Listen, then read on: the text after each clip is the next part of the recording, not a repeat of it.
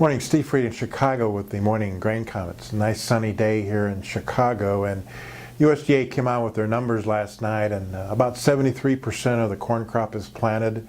That's in line with average, but there's still about 12 to 13 million acres of corn in North Dakota and Minnesota and some of the northern states that still hasn't been planted yet. So the market kind of has to focus on whether or not that corn is going to get planted, not planted, or switch to other crops.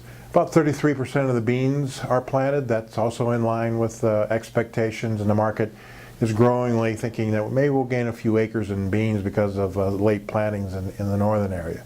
Spring wheat plantings are behind normal, and the USDA dropped the winter wheat crop ratings another percentage point. Only 29% is rated good to excellent, and most of that decline was in the hard red winter wheat areas where it's been dry. Some people think that this rain event that's coming across the southern plains the rest of this week is going to stop the deterioration of the crop, and that we won't get it any smaller, and so that might offer a little bit of resistance to the wheat market, even though we've been beaten down pretty hard price-wise and it's getting oversold. As far as the weather looks like, mostly favorable for the rest of this week with warming temps and some rain early next week across the Midwest. So if I'm a corn plant and I'm up and growing, this is a pretty good forecast for me.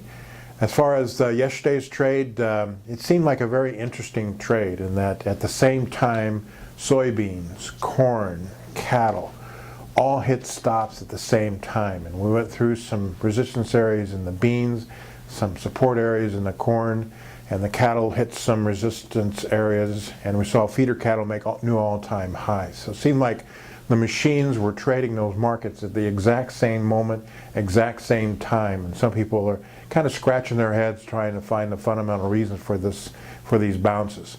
The only thing we can see in the beans is there might have been a little bit of pricing underneath the market at yesterday's lows. It's been an important price for the last month or so to hold support.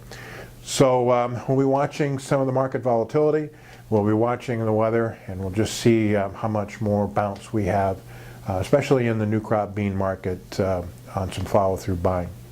As always, these are my thoughts and not those of ADM or ADM Investor Services, and have a safe and profitable trading day.